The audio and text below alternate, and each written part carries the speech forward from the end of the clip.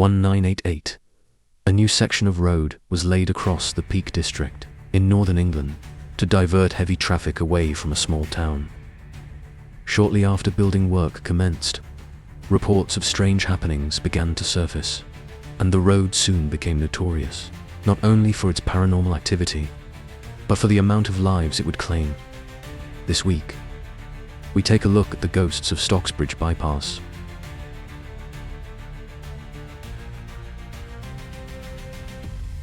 It was November 17th, 1991.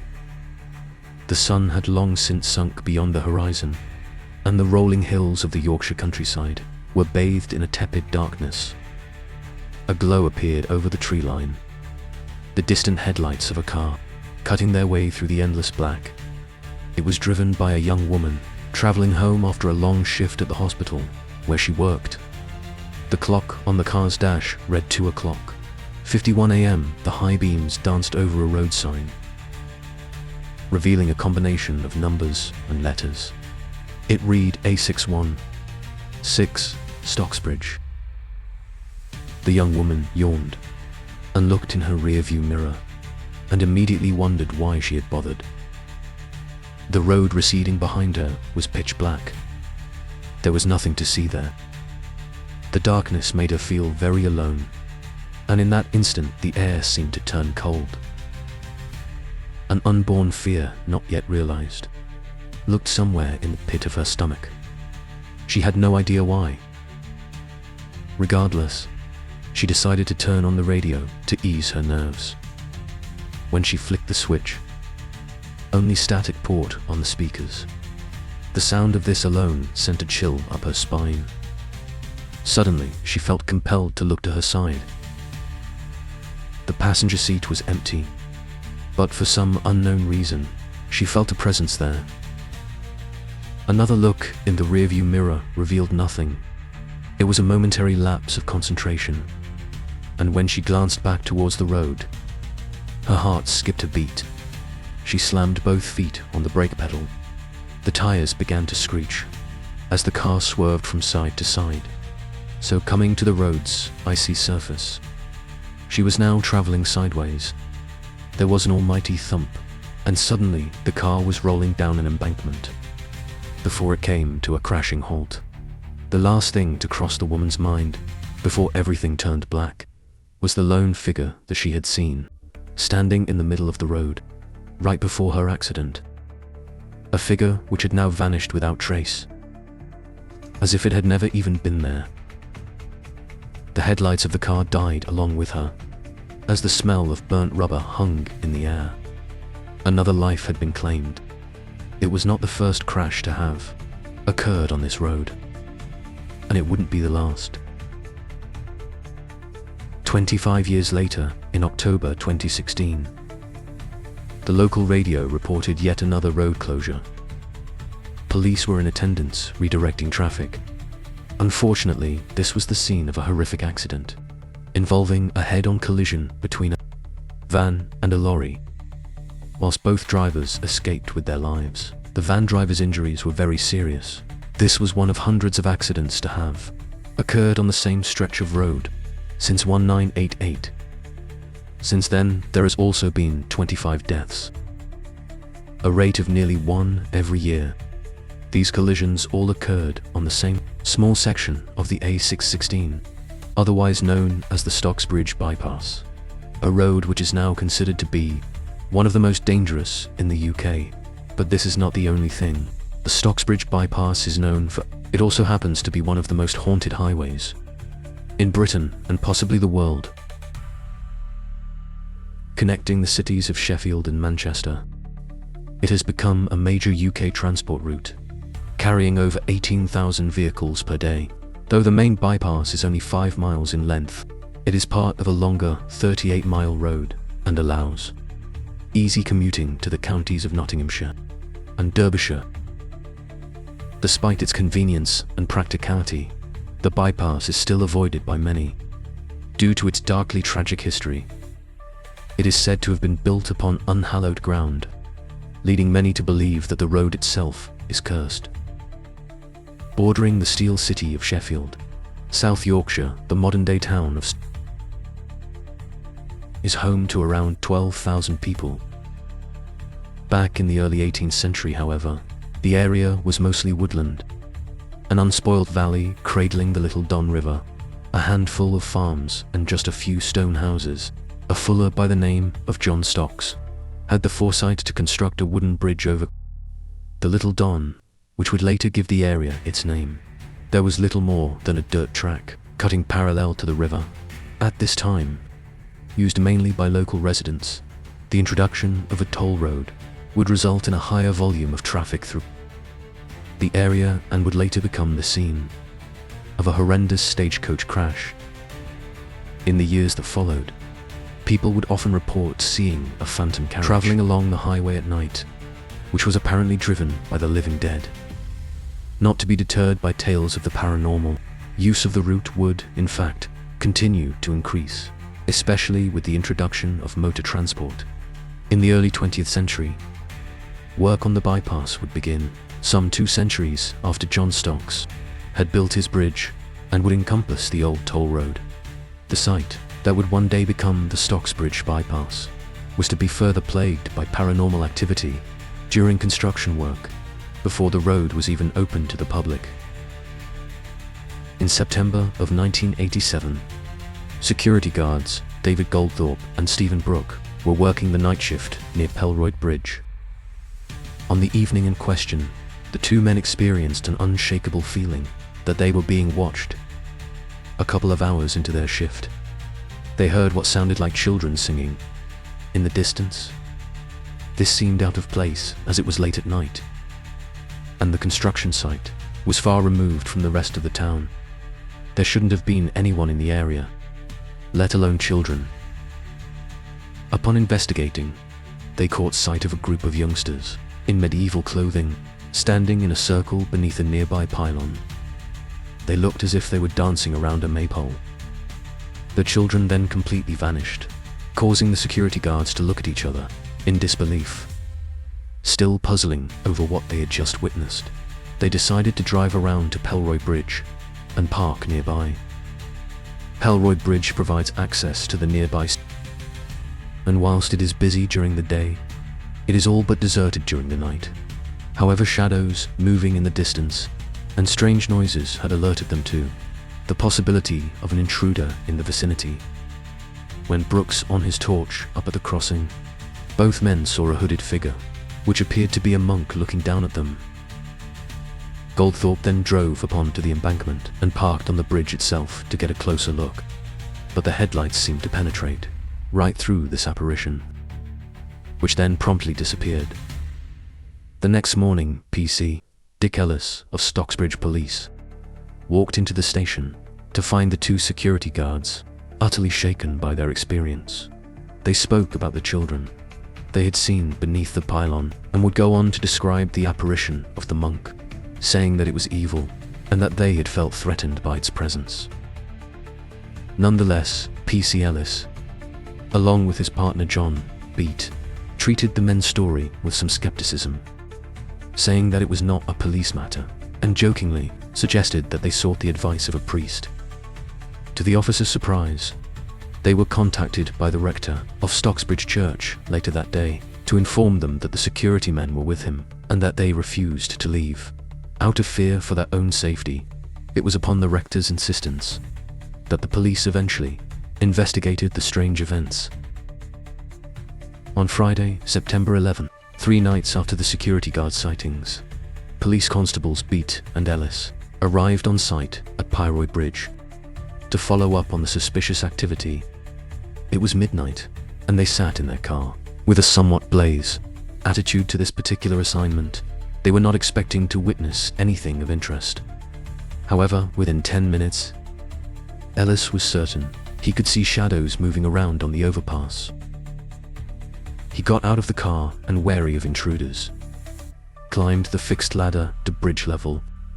In the darkness, he could hear a flapping sound, and with the beam of his torch, he soon identified a piece of plastic sheeting blowing in the wind. After securing it in place with a brick, he returned to the car and he and Beat joked about the possibility that the security guards were simply spooked by a piece of loose polythene. Unfortunately for them, their amusement did not last long. Ellis was suddenly shocked when he turned his head to see the torso of a man pressed up against his side of the car, no more than 2 inches from his face. As he shouted in horror, it disappeared, and within seconds, Beat noticed the same apparition appear on his side. No face was visible, with the upper body seemingly cut off of the shoulders. It was wearing a robe, which was tied around the waist with a length of rope. Needless to say, they were both overcome with fear. Before long, the spectre had vanished again, and Ellis bravely exited the vehicle. There was no sign that anyone had been near the car. No footprints, no signs of anyone fleeing the scene. No trace whatsoever. Beat turned the key in the ignition numerous times, but the vehicle refused to start, only adding to the men's panic. The engine did eventually turn over and fired into life. But once the car started moving, a loud knocking sound could be heard coming from the boot or trunk, as if somebody was hitting it very hard. Both police officers left the scene, believing that they had seen a ghost. Their accounts were so convincing that locals began to call Pyroid Bridge Ghost Bridge. As for the security guards, they refused to set foot upon the site again, even in broad daylight. Neither man was ever quite the same after their ordeal, and were forced to quit their jobs. One within 3 days of the sighting, and the other just a couple of months later. These were not the only people to experience paranormal activity, however. Graham Brooke, no relation to the aforementioned security guard, and his son Nigel witnessed this same monk as they were out running near Worley. Though it was dusk, they were out training for a marathon and had not ventured far from their home. The apparition appeared to be walking, with its legs somehow sunken into the ground. Initially struck by the thought that his mind was playing tricks on him, Graham looked to his son for acknowledgement. He describes the monk as being dressed in 18th century attire, with a dark brown hood over its head.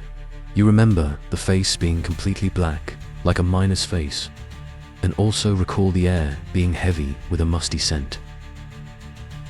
Eerily, the Stocksbridge bypass would eventually open to the public on Friday, May 13, 1988.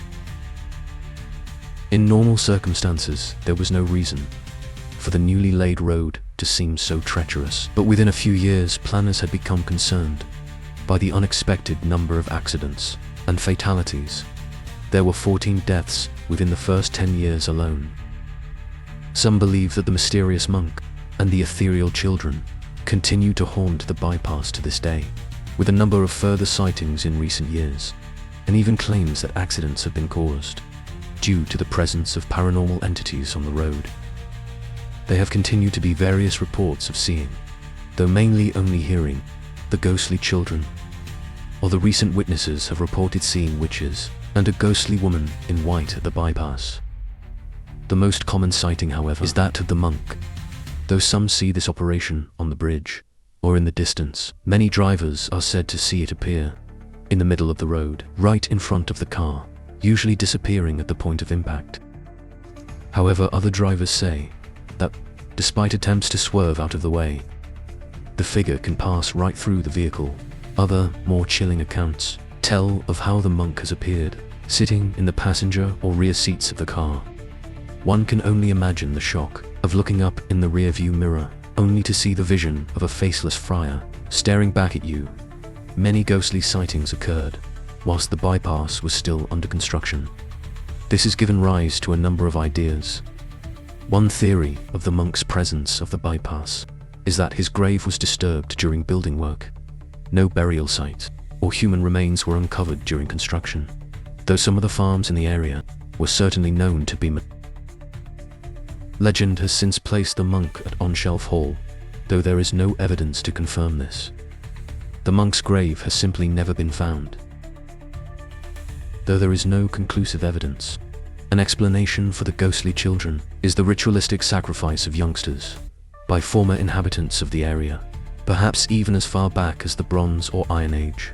To complement this explanation, by way of an omen of death, a type of hellhound or black shock called the Barghest has also been reported to frequent the Stocksbridge bypass.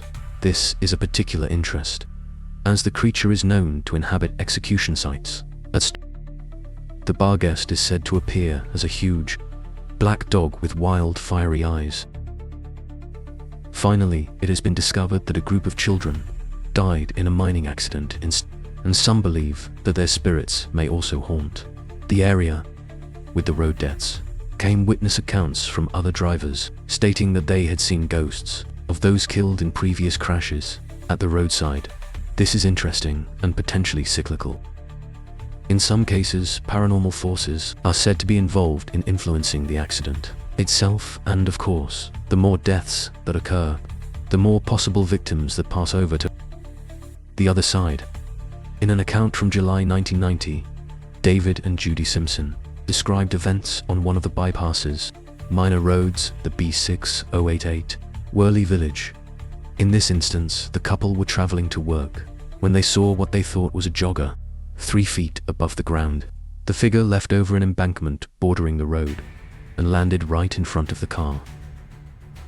At the point of impact, the jogger completely vanished.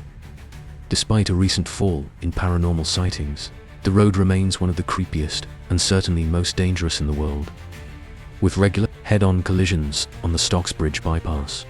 Since its opening, incidents at the bypass even compare in number to notoriously dangerous roads: Lemanali Highway in India, LTA Day in Tenerife, and the Guliang Tunnel in China. Each of these locations are known for having steep verges, unfenced cliff edges, and narrow roads, impossible by more than one car in places. Whilst they may appear dangerous, speeds are generally low and drivers cautious. Parallels have also been drawn between Stocksbridge bypass and other apparently cursed or haunted roads. The construction of the iconic Route 66 was also said to have resulted in the disturbance of a body. There were said to be regular ghost sightings, both on the main route and on side roads. The Phantom Stagecoach can also be likened to one of America's most haunted roads, Clinton Road, West Milford, New Jersey, known for its phantom trucks, which are reported to chase cars and pedestrians down the highway. Meanwhile, the idea of ghostly apparitions appearing in front of one's car and then disappearing is widely reported to accident investigators worldwide. 2 in Mun Road is a primary expressway in Hong Kong, widely regarded as haunted, with drivers often having to swerve to avoid ghostly figures in the middle of the highway. After a horrendous bus crash in 2003 resulted in the deaths of 21 people, eyewitnesses said that ghosts in the road were to blame. Given all of these reports, we should be completely open to the possibility of a spiritual or paranormal explanation for at least some of these events. The other option is to rationalize and maybe say that every single accident was caused by tiredness, confusion, or the driver experiencing an intense episode of veophobia, which is known to cause a loss of one's sense of reality. Surely not all sightings can be the result of fatigue, hallucinations, or a breakdown in one's mental state. Whatever the future holds, the story of the Stocksbridge bypass monk, sightings of black sharks, and singing children are nonetheless compelling, and compared to just about any other haunted road you care to imagine, we are faced with the question over whether the paranormal activity at Stocksbridge bypass is prevalent because of the amount of accidents and deaths that occur, or whether the accidents and deaths that occur are prevalent because of the amount of paranormal activity.